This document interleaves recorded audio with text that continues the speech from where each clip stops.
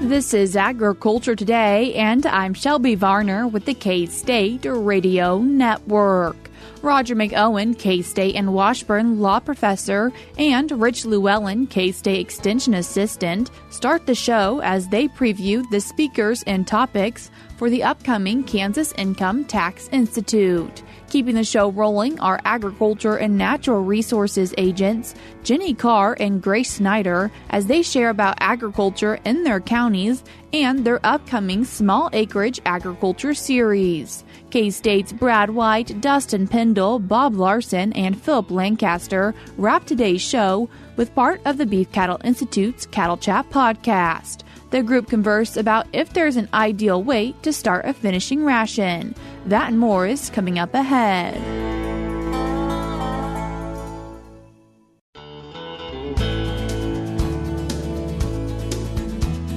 You're tuned in to Agriculture Today, and we start our Wednesday show talking about the Kansas Income Tax Institute with K-State and Washburn law professor Roger McEowen and K-State extension assistant Rich Llewelyn. Roger, Rich, thank you both so much for taking the time to join us today. Glad to be here. Thanks. Good to be with you, Shelby. Rich, what is the Kansas Income Tax Institute?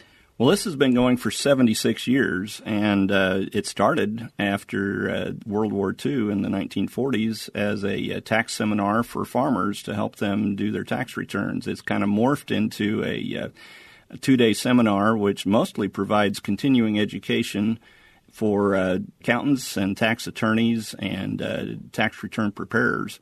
And so there's still a few farmers that will attend, but most of it is tax professionals who are trying to understand the tax code and also who need the continuing ed credit. Why has K-State continued to put this on for the past 76 years? Well, it's helpful for the practitioners to have this education, and there's a number of universities that provide this around the nation. We work closely with the University of Illinois, and they actually provide the tax workbook that we offer to our attendees. Roger McEowen is one of the authors on that. And so we're providing this education and making it available through our extension service. And Roger, can you share with us some of the speakers and topics that will be taking place with this Tax Institute? Well, I'll be at every location, at least on day 2, but on the online seminars, also participating on day 1. And with me on day 1 on the online seminars is Paul Neefer.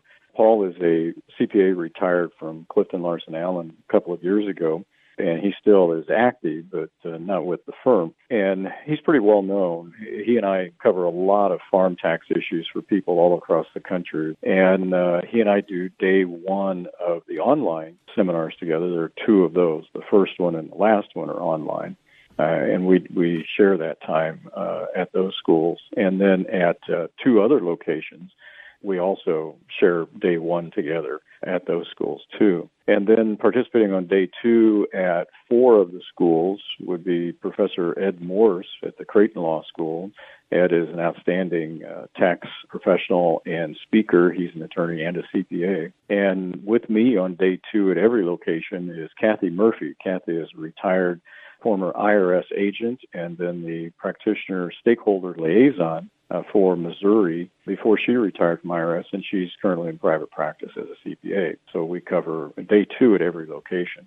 So the 4 of us, myself and Paul and Ed and Kathy, those are the teaching teams that people will encounter at each location. What are the different topics that you guys will be breaking down? Well, we're going to get into partnership terminations and terminating a partner's interest in a partnership. That's pretty technical stuff. And so we're going to go through those partnership tax rules.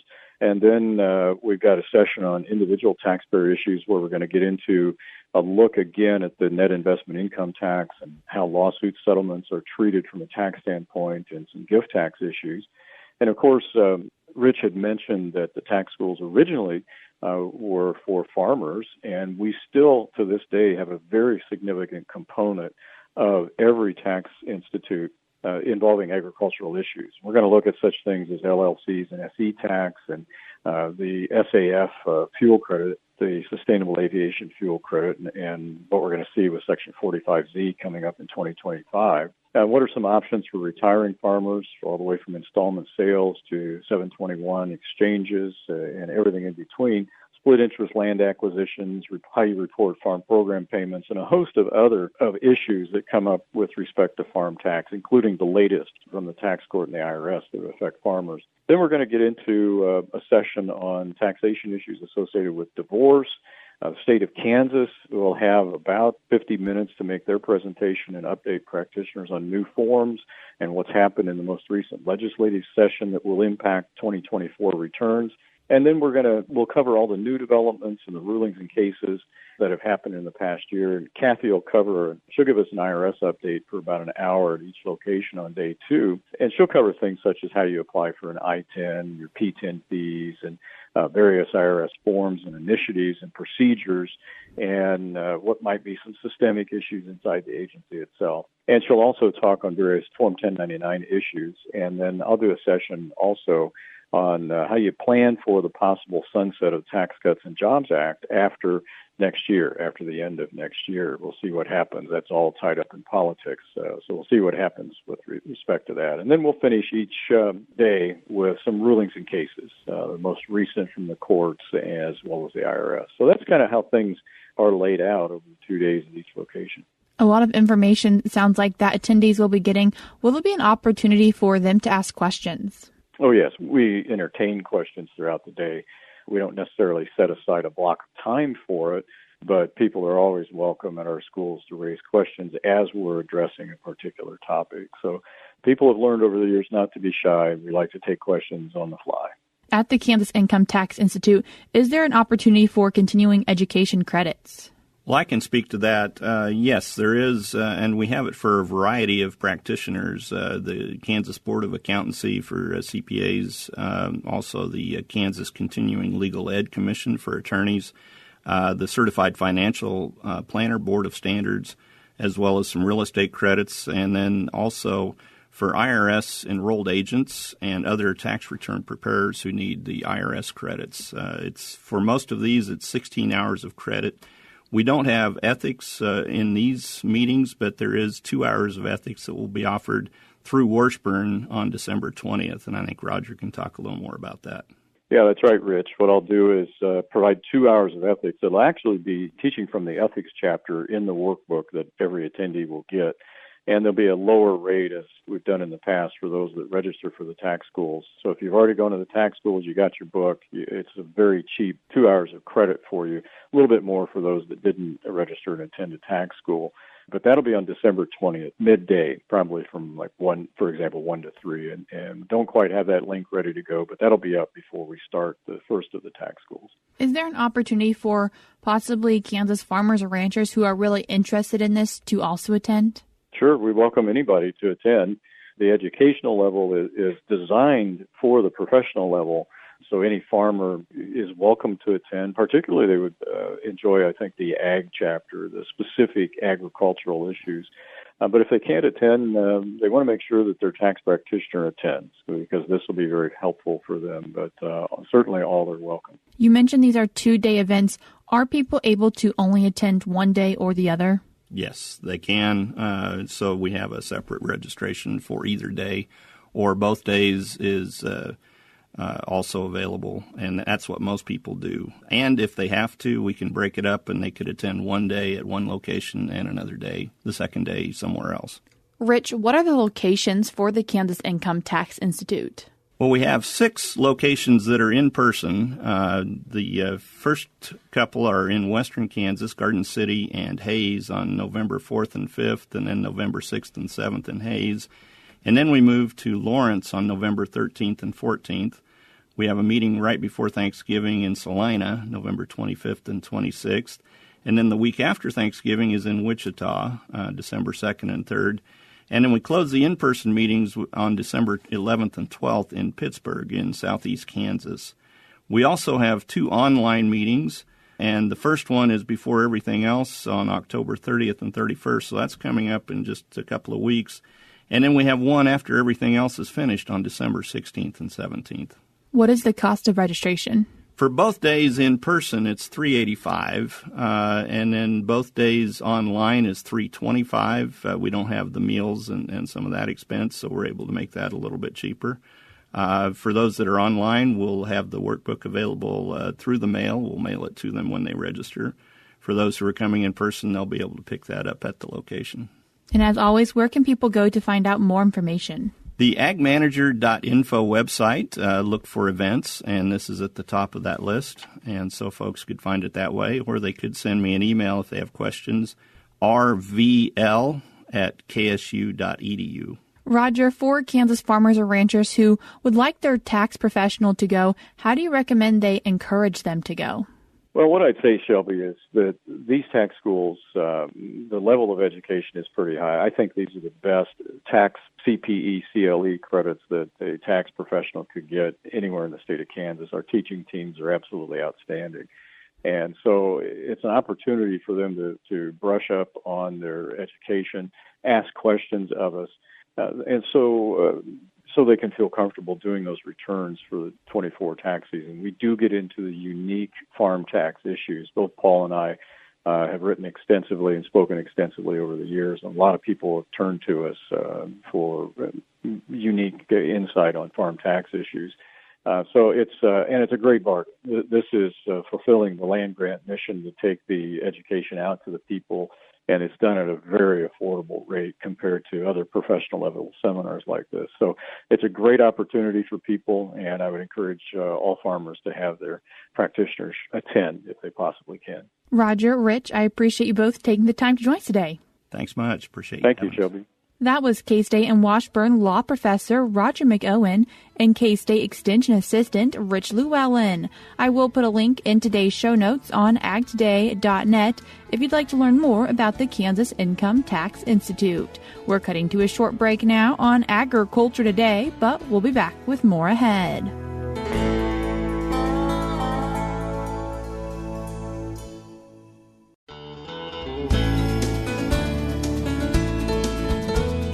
You're tuned in to Agriculture Today, and we continue our show with K-State Research and Extension agents, as this week is K-State Research and Extension's annual conference here in Manhattan.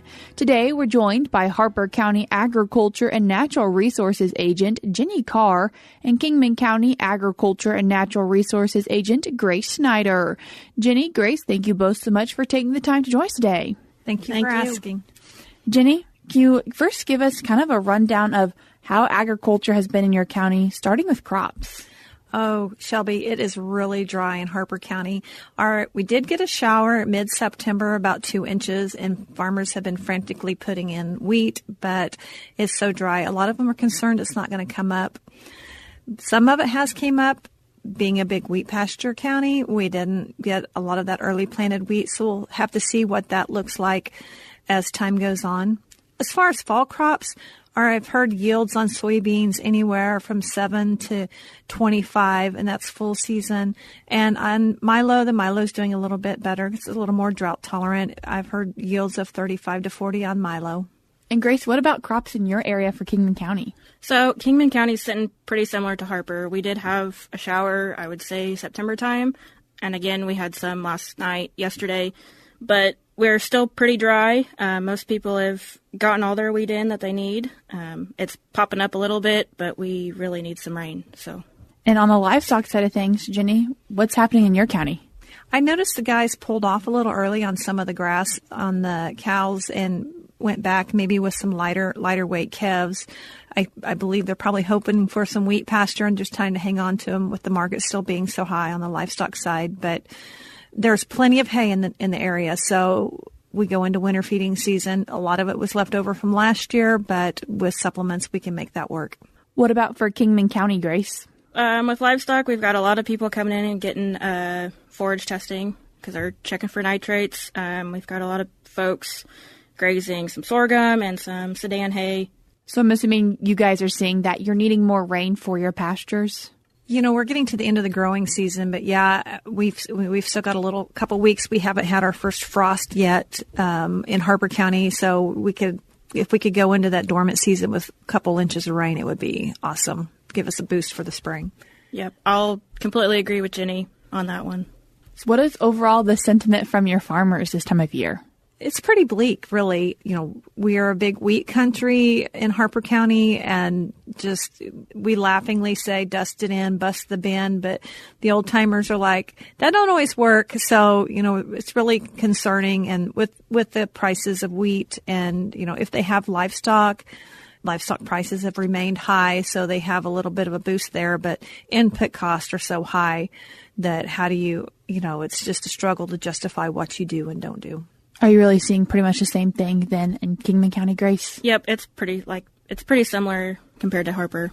And wanting to talk about an event you guys are both working to put on, the Farming Her Way Empowering Women, and this year, the first year, focused towards small acreage agriculture. And why is this something you guys have worked to put on? I'm really excited about this program, Shelby. I kind of started this way actually before I went to work for Extension. I had limited acres and I had done some poultry production and then I got into some sheep.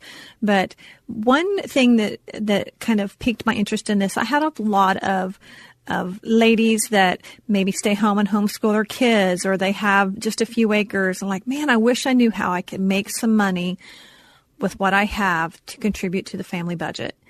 And there are things you can do on limited acres, whether that's, a backyard in a barn or 2 acres or 15 acres. And I talked to Grace about it, and we talked about, we are close enough to Wichita. There's some market potential, and both being ladies who love agriculture, wanting to share our love of agriculture. And so that kind of piqued our interest in starting this event. Grace, what made you decide to help put this on? A lot of the ag programs you see have a lot of male farmers that attend the programs. It's nice to kind of gear something towards women, to have something specifically for them to where they can come in and not feel like, stand out a little bit. Yeah, intimidated for being the only woman at a big meeting, I guess. And we welcome anybody. If someone wants to bring their husband along, that's fine. We'll welcome them. But sometimes ladies feel more comfortable if they know, oh, I'm not going to be, the biggest farmer in the county is not going to be there and laugh when I ask what they might deem a stupid question, but there's no stupid questions when it comes to agriculture. We're all learning. I'm even still learning. So hopefully we can get some people on the right track of starting their ag enterprise. And another thing, Shelby, is can you tell me what makes a farmer? That's a good question. A lot of definitions. A lot of definitions. The IRS definition is if you sell $1,000 worth of ag products a year. And some of these people are close to that, but they don't realize that makes them a farmer, and that opens them up to all kinds of other resources. And so what are the different parts of this series that you'll be covering? The first session is coming up on November 7th. We're going to talk about all the different kinds of enterprises you could have, kind of the time requirement for each enterprise, maybe the financial outlay for each enterprise, the space needed, because we're going to discuss everything from dairy goats to microgreens and agritourism. So how can you make that, see what fits with each person? And they're going to go home with a map where they can draw out what space they have and what they would like to do in those spaces, and kind of start their interest. What's something, maybe they've always thought, oh, I can only do chickens, but then they realize, hey, I could do microgreens as well. And then the next session, we're going to bring in the big guns. We're going to bring in some bankers and FSA and like and insurance, because you got to protect yourself. What do you need for insurance? What kind of programs are available with FSA, or either for growing your operation, or and banks, what are you going to require to be able to grow your operation or even maybe get started? So, and then the next 2 sessions, we're going to visit some local people who are doing some direct marketing and have kind of done some of these things, and talk about market development and animal husbandry. We're going to visit with a lady that's a vet from Kingman County, and kind of, talk about the actual boots on the ground activities that you would need to do and see how someone else is doing it. You guys are obviously based in Kingman County and Harper County, but are people outside of those counties also encouraged to attend? Yes, we would love to have anybody attend that wants to from any county. We are hosting our first meeting in Norwich, and we're going to kind of revamp then, set the time for our next meetings that works for everybody. We've scheduled them for November, January, March, and May to give some time in between. It's $10. $10 gets you to all 4 meetings. We're going to feed you. We got a grant from North Central SARE. They're helping us put this program on. You'll also go home with a notebook full of resources. So Sumner County, any county, you're more than welcome to attend. Grace, can you provide us with some more details about the location in Norwich? So in Norwich, we'll be at the Dotzer Community Building, Norwich is pretty small, so it's like the senior center. It's right next to the grocery store. Do you ask that people RSVP for this event? Yes, so RSVPs are encouraged by November 1. You can either do that by calling Harper County or Kingman County offices or emailing myself at gschnei@ksu.edu or Jenni at jlcarr@ksu.edu. What is the last thing you tell people if they're still just thinking about coming to the event and you really want to encourage them to come? Just come to the first meeting and see if there's something that piques your interest, and we will. I know you'll want to come back because there's going to be some really good information presented. Grace, Jenni, I appreciate you both taking the time to join us today. Thank you, Shelby. That was Harper County Agriculture and Natural Resources Agent Jenni Carr, and she was joined by Kingman County Agriculture and Natural Resources Agent Grace Schneider. If you'd like to RSVP for the Farming Her Way Empowering Women Small Acreage Agriculture Series, you can do so by emailing Grace at gschnei@ksu.edu. You can also do it by emailing Jenni at jlcarr@ksu.edu, or you can call the Harper or Kingman County Extension offices.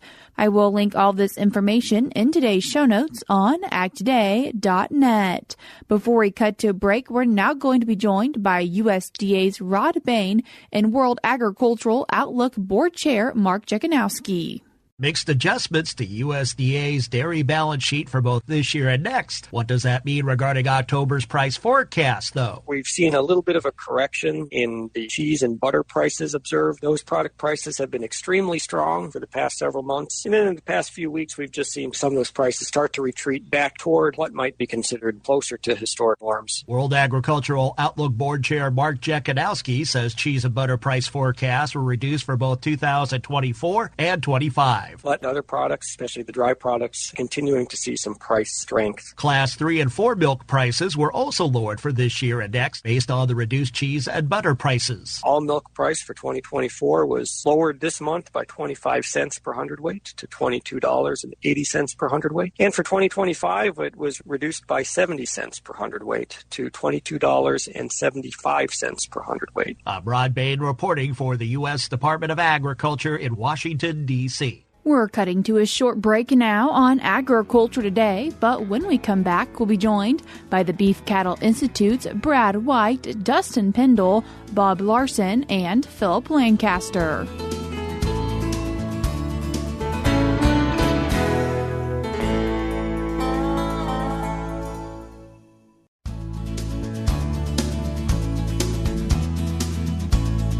You're tuned in to Agriculture Today, and we conclude our Wednesday show with K-State's Beef Cattle Institute's Brad White, Dustin Pendell, Bob Larson, and Phillip Lancaster. The next listener question we have, and Dustin, I'm going to turn to you first on this one. And the question was, we've got a producer that is thinking about starting cattle on a finishing ration, and they want to know what is the best time or weight to put those cattle on a finishing ration. And my assumption is, as opposed to grazing or limit feeding them for a lower rate of gain, at what point do I turn on the finishing ration? And do you have any models or economics that we could put with this? So that's a good question. There wasn't a lot of information in the question, so we just have to make a lot of assumptions, I guess. So what's the optimal way to start cattle on a finishing? I mean, yeah, I'd have to ask more questions, I guess, to start with. For example, what's the end goal? What's the end weight they're targeting? What's the price of corn? What's the price of calves? What's the price of cattle? I mean, there's a lot of questions that I guess I would want to know prior to saying, here should be the optimal weight. And furthermore, I think every single operation is going to be a little different. I mean, if you're just because of the resources available, et cetera. And then your final question was something about a spreadsheet. I know I don't personally have a spreadsheet or aware of one, but I'm sure Bob has something in his arsenal. Oh yeah, I've got a couple of spreadsheets that start to address this problem, but you're exactly right. There's a lot of questions that need to be asked, and so I think this would be a great opportunity for one of your grad students to really build something that maybe gets to this. But what I found using spreadsheets over time is exactly what Dustin said, is you got to look at your local cost of feed resources. So that might be your forage resources to keep them on grass longer. What's that cost versus either I'm going to feed them locally or I'm going to place them in a feedlot. What's that cost of gain? And those, to me, the big drivers usually are the cost of calves, the cost of fed cattle, and the cost of feed. So we say corn, but that, the cost of feed. And that's why sometimes if corn prices are really high, we tend to place cattle a little heavier weights and grow them on grass longer typically. And if corn prices are low, then a lot of times we'll move cattle onto feed a little bit quicker.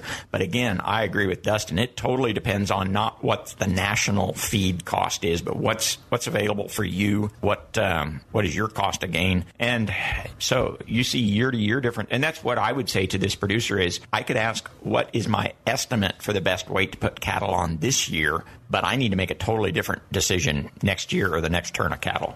Yeah, it's as there. In my opinion, there is no one optimal weight to place cattle on feed.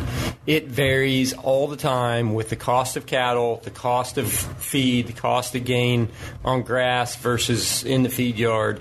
You've got to pencil it out for every single group of cattle you plan to purchase and see if this weight of cattle is going to be able to turn a profit or not. And so you can't just come up with an answer and use that same answer year after year with every group of cattle. We do have a couple of spreadsheets on the BCI website that, they may not be able to answer this question exactly, but by using some trial and error and trying several different scenarios, you can start to get the idea of, for this year's resources, what's my best options. Well, and I think the other consideration, it's different if I'm purchasing cattle versus if I own the cattle.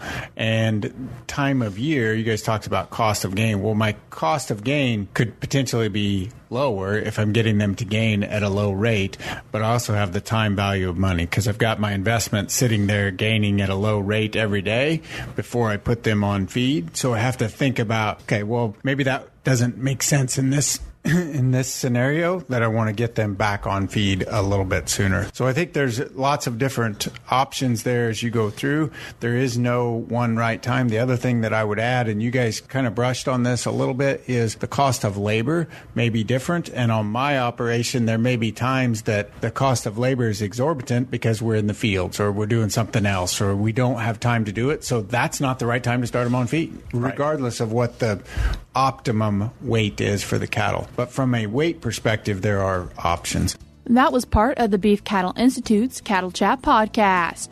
That's all we have for you today on Agriculture Today, but we'll be back with more for you tomorrow.